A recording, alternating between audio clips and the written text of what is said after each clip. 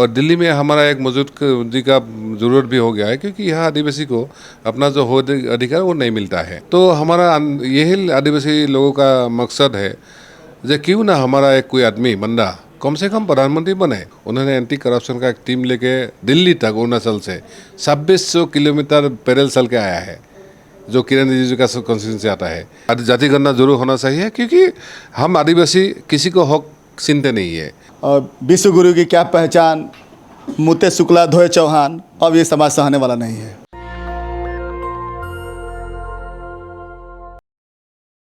9 अगस्त पूरी दुनिया में इंडिजीनियस डे, विश्व आदिवासी दिवस के रूप में मनाया जाता है। भारत में भी जो यहाँ के ट्राइबल कम्युनिटी है, जो आदिवासी समाज है, वो इसको देश की राजधानी दिल्ली में एकजुटता के तौर पे प्रदर्शित करता है। इस बार 9 अगस्त को जहाँ पूरी दुनिया में आदिवासी दिवस मनाया जाएगा, उसके उपलक्ष्य में 12 अगस्त को दिल्ली में एक बड़े कार्यक्रम का आयोजन किया गया। मेरे साथ हैं श्री नावा कुमार सरानिया जी, जो मेंबर ऑफ पार्लियामेंट भी हैं और पूरे देश के आदिवासी समाज को एकजुट कर रहे हैं, उनके हक अधिकार से लेकर सामाजिक, राजनीतिक और कल्चरल अवेयरनेस के लिए काम कर रहे हैं। सर, इंडिजीनियस डे तो पूरी दुनिया में मनाया जाता है, तो 9 अगस्त को क्या कार्यक्रम रहेगा और फिर आप लोग 12 अगस्त को किस तरह का कार्यक्रम का आयोजन कर रहे हैं? देखिए, हम यहाँ दिल्ली में देश के कोने कोने से लोग आते हैं, और 9 अगस्त को हमारा इंडिया का कोने कोने का जो आदिवासी भाई है वो मनाएगा, और हम सब मिल के 12 अगस्त को दिल्ली में हम मनाएंगे। क्योंकि अभी आदिवासी का सब लोग कल्चरली और सारा जो इशू है, बैरियर है, उसको छोड़ के एक होने जा रहे हैं। तो ये मैसेज भी जाएगा, और दिल्ली में हमारा एक मौजूदगी का ज़रूरत भी हो गया है, क्योंकि यहाँ आदिवासी को अपना जो हो अधिकार वो नहीं मिलता है। तो इसलिए हम लोग अगर सब लोग ये प्रेजेंटेशन यहाँ रखेंगे, तो मुझे लगता है आदिवासी को आने वाले दिन के लिए जो उनका अच्छा दिन का सपना है, और जो जल जंगल ज़मीन और खनिज का और शासन का जो लड़ाई है, वो भी आगे बढ़ेगा, और गवर्नमेंट को भी मैसेज हम दे पाएंगे जे हम सही रास्ते में सही ढंग से हम लोग यहाँ मजबूर हो रहे हैं। तो इसलिए हमारा तैयारी है, आदिवासी का जितना आइडेंटिटी हो, कल्चर हो, या सोच समझ हो, या उसका अधिकार के लिए हम यहाँ एकजुट होंगे। हम जरूर एक कुछ मसौदा तैयार करेंगे आने वाले दिन के लिए। भारत की राष्ट्रपति महामहिम द्रौपदी मुर्मू भी ट्राइबल कम्युनिटी से आती हैं, इसका कितना असर हुआ है समाज पर? देखिए, मुर्मू जी आने के बाद एक तो तय हो गया जो हमारा कोई आदिवासी भी राष्ट्रपति बनने का लायक है या बन गया है। लेकिन एक देश का प्रथम नागरिक होने के नाते, हमारा गार्जियन होने के नाते उसको जैसा सम्मान या ये मिलना चाहिए, हमको लगता है वो थोड़ा नहीं मिला है। और ऐसे आप संविधान या हमारा सिस्टम भी ऐसा है, राष्ट्रपति सर्वोपरि नहीं है, ये तो सर्वोपरि गवर्नमेंट है, गवर्नमेंट का जो रूल करता है प्रधानमंत्री है। तो हमारा यही आदिवासी लोगों का मकसद है जो क्यों ना हमारा एक कोई आदमी बंदा कम से कम प्रधानमंत्री बने। आज का देश में जो रिप्रेजेंट करे, कोई किसी का 1%, 2%, वो लोग भी एक्चुअली प्रधानमंत्री बनते हैं, लेकिन हमारा जो आदिवासी लगभग 10-12% है, उन लोग का तो इतना साल से कोई नहीं था, फिर राष्ट्रपति जी बन गया। तो मुझे लगता है आने वाले में अगर हमारा कोई प्रधानमंत्री बनेगा, कोई होम मिनिस्टर बनेगा, तो भी हमारा लोगों का सेवा कर पाएंगे, नहीं तो नहीं होंगे। अभी जिस तरह के हालात हैं, एक मणिपुर के हालात जान रहे हैं, वहाँ जो ट्राइबल कम्युनिटी है, शुरुआत उनके रिजर्वेशन के विरोध से हुआ और वो हिंसा में तब्दील हो गया। लगता है कहीं ना कहीं से कोताही हो रही है। देखिए, बहुत दुर्भाग्यपूर्ण है, और तो ये सिस्टम टोटली फेल हो गया, आज तक ये ख़त्म नहीं हुआ है। जो मणिपुर वालों ने, चाहे मैते हो कुकी हो, बंदूक छोड़ दिया था, लेकिन उसको फिर बंदूक उठाने का मजबूर हो गया है। तो मुझे लगता है ये इशू हम जल्द सब मिल के समाधान करना चाहिए। मैं बोला भी हूँ, अगर सरकार को ये सरकार के बस का बात नहीं है, तो दूसरों को भी बोलना चाहिए। इतना सारा सोशल ऑर्गेनाइजेशन है, पीस कीपिंग ऑर्गेनाइजेशन है, MP है, ये सारा सिस्टम है। और दूसरा बात है, मुझे लगता है ये एक बहाना ही है। मैं आपके ज़रिए आपको या सबको, मीडिया बंधु और सबको पूछता हूँ, चाहे क्रिस्तान हो, चाहे मुस्लिम हो, चाहे जो भी हो, कोई आम आदमी ना कोई सास जलाता है, ना कोई मंदिर तोड़ता है, ना कोई मस्जिद तोड़ता है।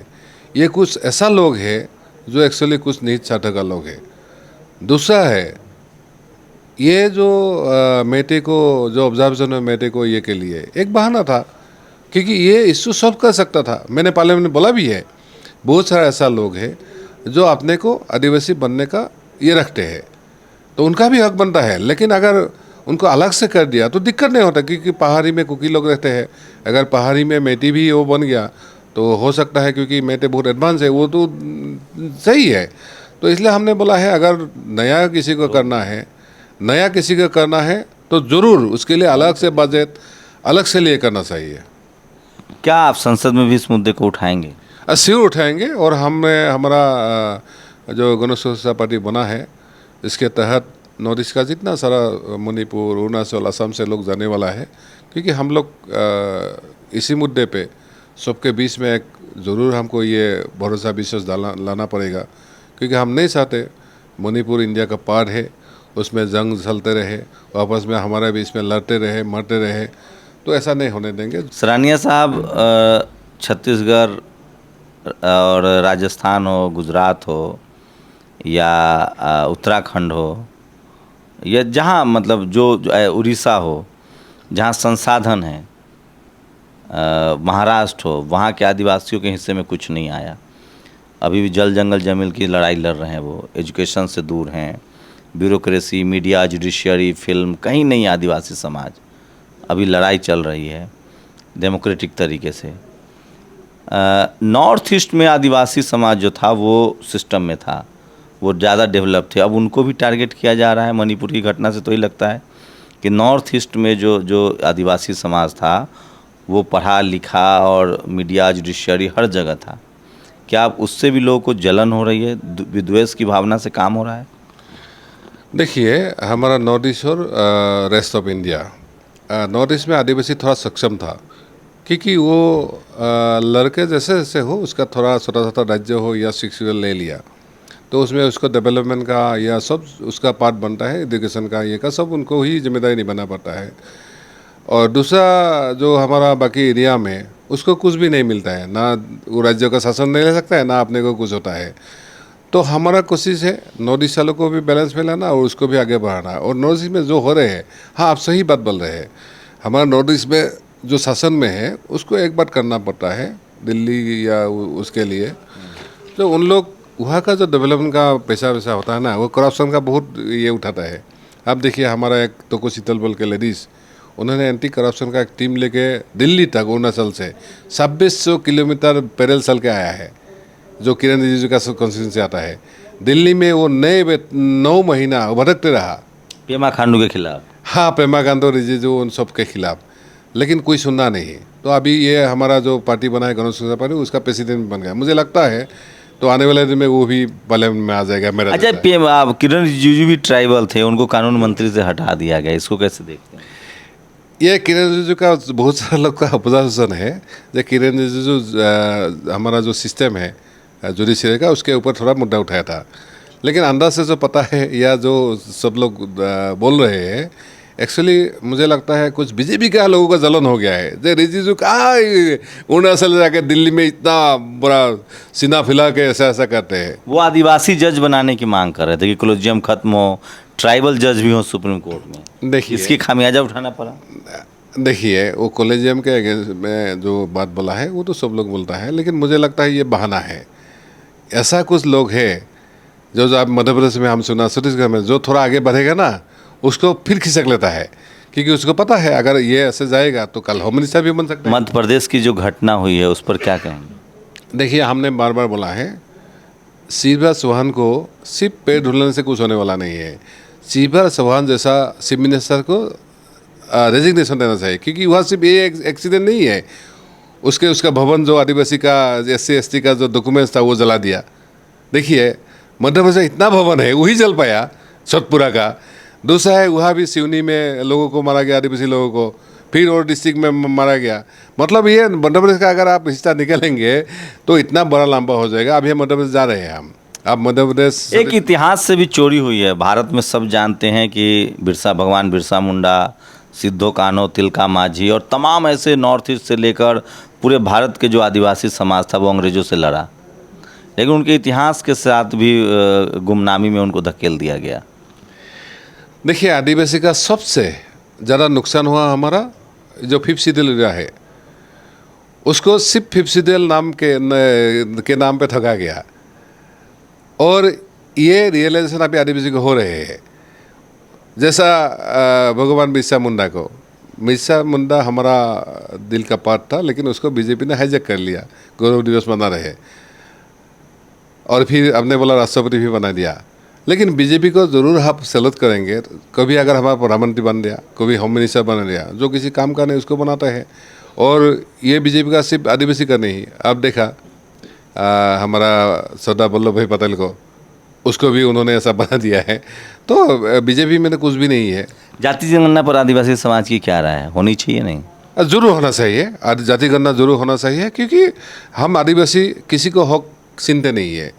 100% रिजर्वेशन होना चाहिए। आदिवासी को सिर्फ अपने जो 10% से कम मिला है, 7.5% है, उसका तो 10% से ज़्यादा पॉपुलेशन है। अगर जाति गणना हो गया, 100% डिवाइडेशन होगा, लाभ तो आदिवासी को भी होगा, क्योंकि उनका 2.5% फिर मिल जाएगा। तो सोचिए, टीवी अखबार में आदिवासी समाज के न पत्रकार हैं, न उनका चैनल है, न अखबार है, और इस देश का आदिवासी समाज भी हाशिए पर है।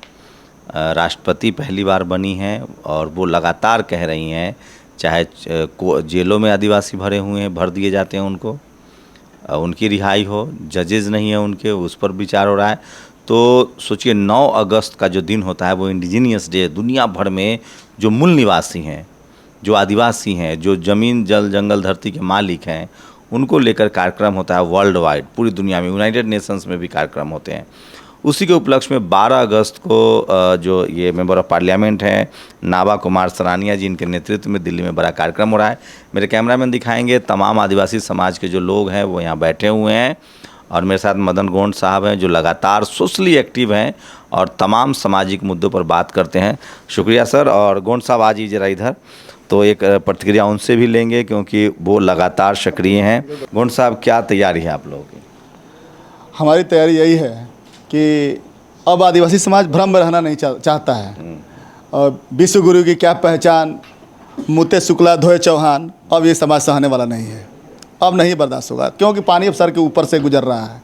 और इसी के मद्देनज़र अब की साल का जो विश्व आदिवासी दिवस है, जो यूएनओ द्वारा घोषित यह हमारा कार्यक्रम है, दिल्ली के ग्राउंड से यह हम लोग पूरे देश को, यह देश के कोने कोने में संदेश देना चाहते हैं कि आदिवासियों अब जागो, अब वक्त आ गया है, ताकि हम अपने आप को दिखा सकें कि हम इस देश के मूल निवासी हैं, हम इस देश के आदिवासी हैं, और हम किसी से कमज़ोर नहीं हैं। नहीं तो कहीं ये सरना कोड का भी मांग कर रहे थे आप लोग, और मणिपुर की घटना है, उत्तर मध्य प्रदेश की घटना है, क्या इन सब की भी चर्चा होगी जो इस बार आप लोग 12 अगस्त को आदिवासी दिवस मना रहे हैं वर्ल्ड वाइड?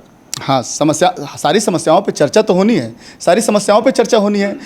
धर्म कोड हमारा जो कि कोड था, जो अंग्रेजों द्वारा दिया गया था 1952, 51 तक हमारे कोड को उसमें मेंशन था। उसके बाद से धीरे से हमारा कोड गायब कर दिया गया। हम धार्मिक नहीं हैं, हमारा जो कोड था उस कोड को धीरे से हम काउंट ना हो, हमारी काउंटिंग ना हो, उसको साइड किया गया। कितना % आबादी मानते हैं आप लोग? भारत सरकार के हिसाब से तो भारत सरकार हमको 8% मानती है, 7.5% मानती है। वो हमें 7.5% मान रही है, वो कागज़ में तो है, लेकिन हमारा विकास 1% भी नहीं हुआ है। आप जा करके देख लीजिए ट्राइबल क्षेत्रों में। तो राष्ट्रपति हैं आप? राष्ट्रपति बनने से सिर्फ विकास नहीं हो जाता है। राष्ट्रपति हैं जरूर, लेकिन खाली राष्ट्रपति, मुख्यमंत्री भी हैं अब तो आदिवासी। मुख्यमंत्री बनने से, राष्ट्रपति बनने से सिर्फ विकास नहीं होगा। विकास कब होगा? जबकि सरकार की मंशा, जो भारत सरकार के जबकि हर मिनिस्ट्री में, हर क्षेत्र में हमारे लोग नहीं आएंगे, तब तक ये पूर्ण विकास हम नहीं मान सकते हैं। सोचिए, आज भी इस देश में दलित हैं तो सोशल जस्टिस मंत्री, आदिवासी हैं तो ट्राइबल मंत्री, और पिछड़े हैं तो भी नाम मात्र के मंत्री। आज भी इस देश में finance minister, defence minister, education ministers, इन सब से एक किरण रिजिजू थे कानून मंत्री, उनको भी हटा दिया गया। तो ये तमाम सवाल हैं जिस पर बहस हो रही है और लगातार आदिवासी समाज जग रहा है। तो इंडिजीनियस डे है 9 अगस्त, और 12 अगस्त को दिल्ली में बड़ा प्रोग्राम है और इन लोगों ने तारीखों का ऐलान कर दिया है। आप लोग अपनी प्रतिक्रिया भी जरूर दीजिए। शंभू कुमार सिंह, नेशनल दस्तक, दिल्ली। नेशनल दस्तक की आपसे गुजारिश है कि अगर इसको बचाना चाहते हैं तो नेशनल दस्तक को सब्सक्राइब करने के लिए रेड कलर के सब्सक्राइब बटन को दबाएं, फिर बेल आइकन की घंटी दबाएं। नेशनल दस्तक को बचाने के लिए बहुत ज़रूरी है कि हर खबर को शेयर करें, लाइक करें, कमेंट जरूर करें।